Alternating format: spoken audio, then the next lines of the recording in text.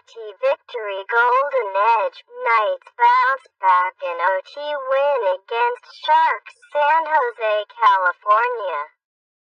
William Karlsson scored one of the most memorable goals of the season against the Sharks last month.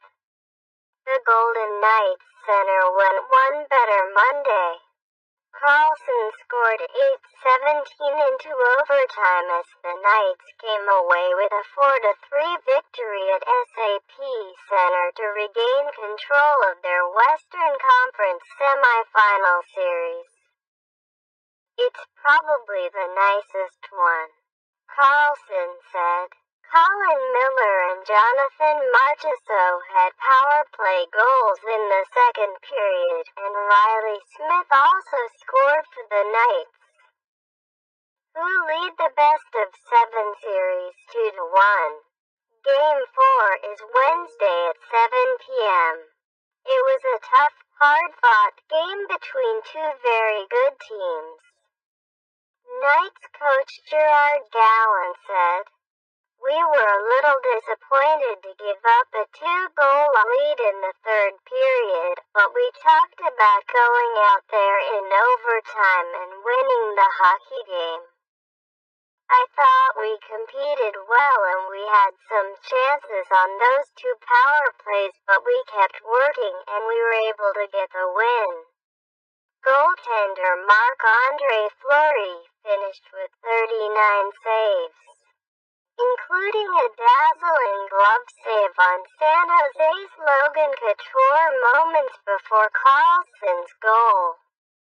Karlsson, who scored on a between-the-legs move against San Jose on March 31st in a game that clinched the Pacific Division, streaked down the right wing and ripped a shot past goaltender Martin Jones on the blocker side. "I just saw the opportunity to get a good scoring chance and to take the shot," Karlsson said. "It was a pretty good shot." San Jose finished with a 42-33 edge in shots on goal but needed 2 goals in the final 12:11 of the third period to force overtime. Evander Kane, who returned from a 1-game suspension for cross-checking Knights center Pierre-Edouard Bellemare in Game 2, wristed a shot that beat Fleury to the glove side at 7:49. Tomas Hertl tied the game with 1:57 remaining on a scramble in front after the Knights failed to clear their own zone. "I think we have a great attitude in here and we don't break down when they tie it up," Karlsson said. "We keep going and I think that's a big strength of our team." Gallant decided to shake up his forward lines after the Game 2 double overtime loss. Tomas Tatar, who didn't play the past 4 games, was inserted on the third line with Cody Eakin and David Perron in place of Ryan Carpenter. But following a sluggish start, it was the Knights' top 2 lines that turned around the game in the second period, scoring 3 unanswered goals. James Neal found Miller sneaking in the back door for a power play goal that tied the score 1-1 at 9:40 of the period, and the Knights took advantage of a roughing penalty to Hertl to take the lead. Alex Touch sent a beautiful cross-ice pass to Jonathan Marchessault, and he timed it past Jones for his second goal of the playoffs with 6:51 remaining in the second.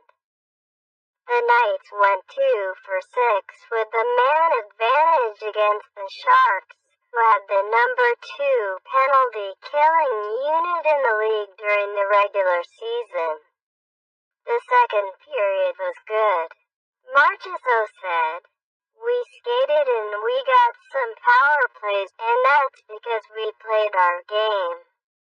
If we do that on a consistent basis, I think we're able to close the game in 3 periods. Riley Smith then gave the Knights a 3-1 advantage, 1:17 later off a fantastic feed from Carlson.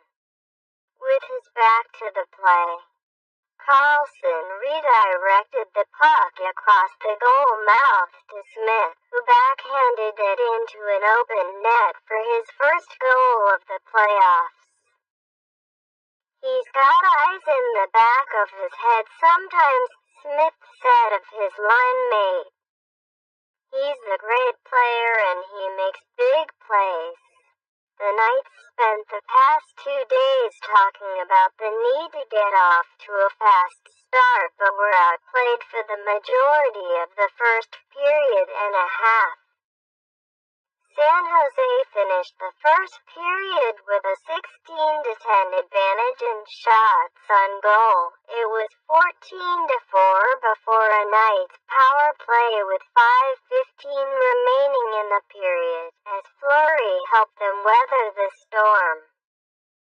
Fleury turned away Hurdle on the partial breakaway with 12 minutes left in the first and made a series of stops with about 8 minutes remaining after San Jose pinned the Knights in their own zone. The Sharks finally broke through at 6:59 of the second period to take the lead. After Mikko Botka's shot was blocked, the rebound went to Chris Tierney, and he sent a perfect cross-seam pass to Timo Meier, leaving Fleury stranded. I think we are getting better every game in the series, Sharks coach Peter DeBoer said. Our game is building. I think we are realizing what we can do that works against them. This series, there's a lot of hockey left to be played.